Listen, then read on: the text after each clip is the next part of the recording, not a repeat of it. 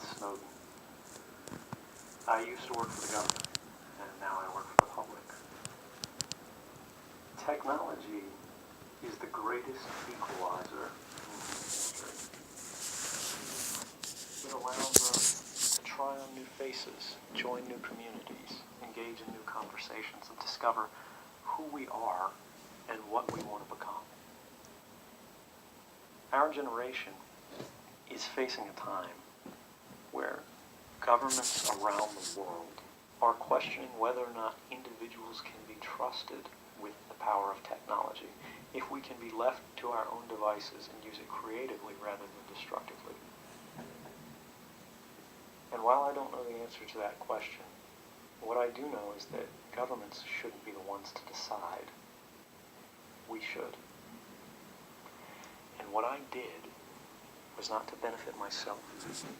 I didn't ask for money. I gave this information back to public hands. And the reason that I did that was not to gain a label, but to give you back a choice about the country you want to live in.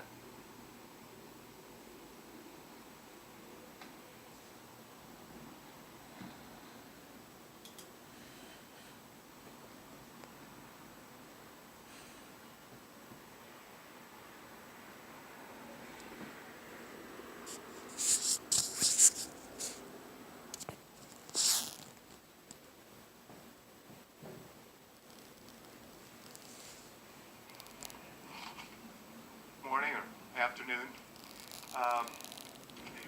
One of the critical missions of the Institute of Politics is to provide a forum for the discussion of pressing issues of the day, and this certainly qualifies.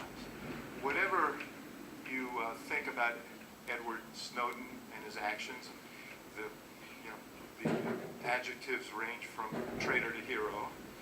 He is indisputably triggered a really vital public debate about how we strike a balance between civil liberties and security. And so we're looking forward to this discussion today, and there's no one better to lead it than our own Professor Jeff Stone, who has spent a lot of time thinking and writing about these issues and served on the President's panel after the revelations of Edward Snowden to think through next steps and how to deal with the questions that were raised. Another pressing issue today, as it was 50 years ago, is the issue of civil rights in our country. And this year marks the 50th anniversary of Dr. Martin Luther King's campaign in Chicago. And we are going to have an event on May 19th with some of those who participated in that event with Dr. King and some civil rights leaders of this day to talk about what happened then and to assess where we are today. So we urge you to attend that. Let's see. Well, that's going to be at the Chicago Theological Center. Chicago Theological Center. And now it is my pleasure to introduce the introducer, Brock Ebner, fourth-year student and a stalwart of the Institute of Politics. So we appreciate it a lot. Brock.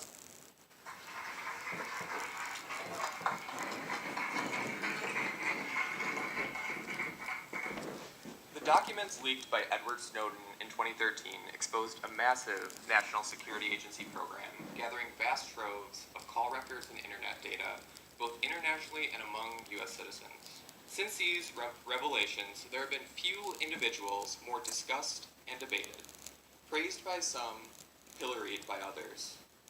Though accused of espionage,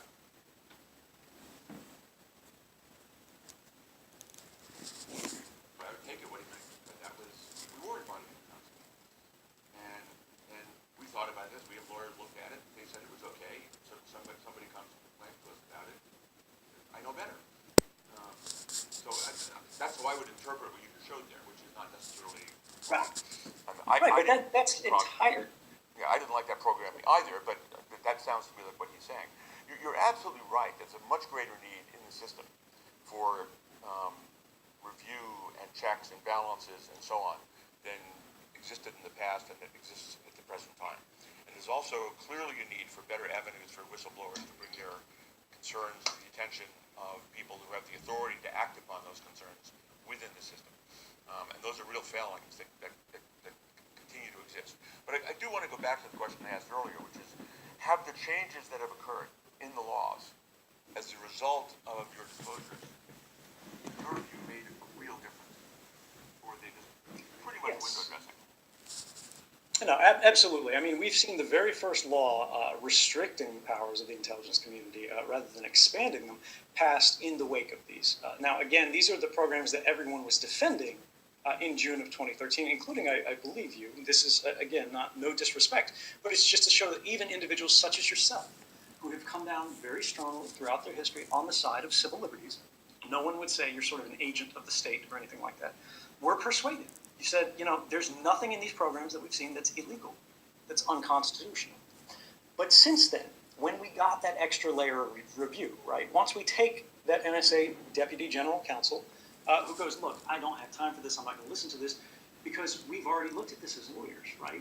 We're not just brushing this off. We've said, all right, this is constitutional. What about the independent review, the review that comes from the courts? Now, so again, in February of 2013, Amnesty versus Clapper got flushed from the courts. But in 2014, we saw the same cases that had been brought forward again by the ACLU because they were a customer of Verizon Business who was subject to that very first document that was reviewed. Get them into the courts, and on appeal, they won. We had other judges who said these programs were illegal. They were likely unconstitutional. They were Orwellian in their scope.